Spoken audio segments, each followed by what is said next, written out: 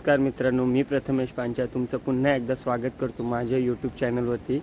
तर आज आपण आलो आहोत संगमेश्वरमधील श्रीदेव काळभैरव जोगेश्वरी मंदिर। इथे आपल्याला दर्शन घेण्यासाठी यायचं होतं सर्व फॅमिलीला घेऊन। तर आपण आलो आहोत त्या मंदिरामध्ये। तर तुम्हाला दाखवतो काळभैरव मंदिर।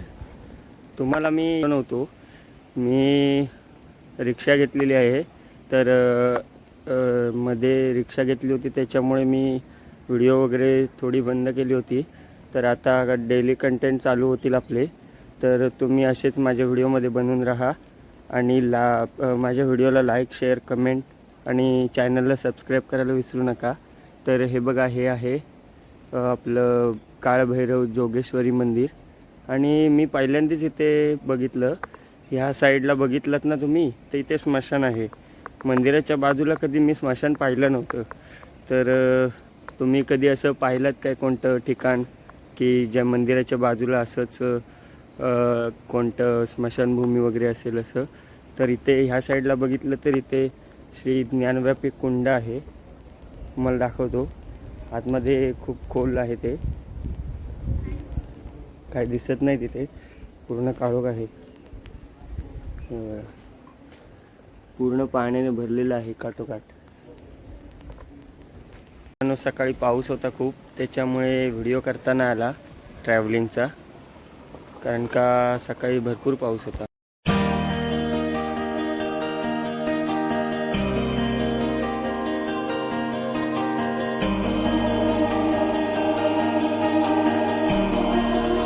गाड्या करून आलो आहेत, इको आणि माझी ही रिक्षा।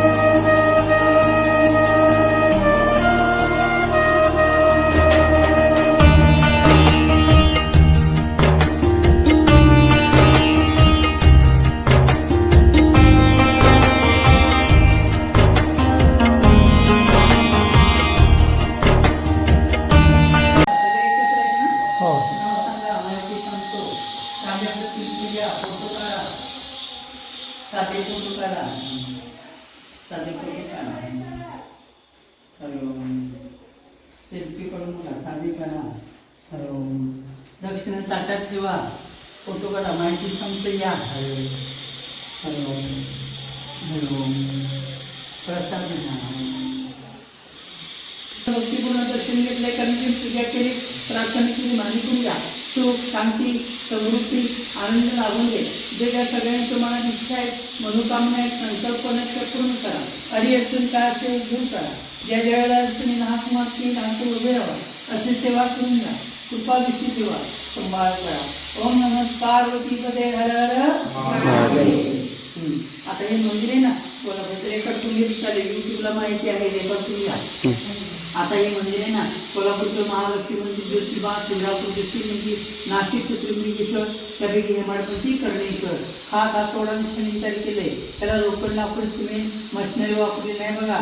एकावर एक दगड ठेवले, त्याला इंटरलॉक बोलतात. पलीकडे सूर्यदेव आहे म्हणून सूर्यपासून कोणती पुत्र कर्ण, कर्णाचा कर्णेश्वर, पांडवांचा मोठा भाऊ कर्ण. 5 पांडवांचे 5 ताटात बघा. पुढे 1 2 3 4 देवाच्या खाली आहेत. हे 4 खांब बघा, 4 खांब अखंड दगड आहेत.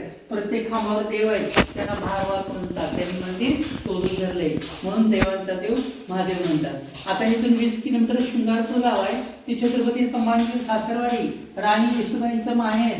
छत्रपती संभाजी शिवाजी आले की खाली पाण्यामध्ये एक संगमेश्वर मंदिर आहे. त्या संगमेश्वर मंदिरची हा कर्णेश्वर मंदिरची छत्रपती संभाजी महाराज शिवाजी महाराज पूजापाठ करायचे. आणि पुतळा आहे ना तिथेच संभाजींना सरदेसाईंच्या वाड्यामध्ये पकडलं, अटक केली, कैद केली आणि इथून पुण्याला आणलं. पुण्यापासून 17 किलोमीटर आळंदीजवळ वडुबुद्रुक तुळापूर गाव आहे. तिथे एक संगम आहे भीमा बामा इंद्रायणीचा.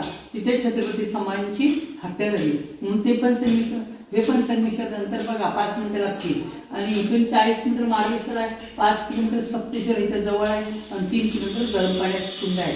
धामणी राजवाडी विचारा, गरम पाण्याचं कुंड पेट्रोल पंपाच्या समोर विचारा. हा ओम नमः पार्वती पदे हर हर महादेव. दक्षिणा ठेवा सगळ्यांनी जोडी चालेल ना.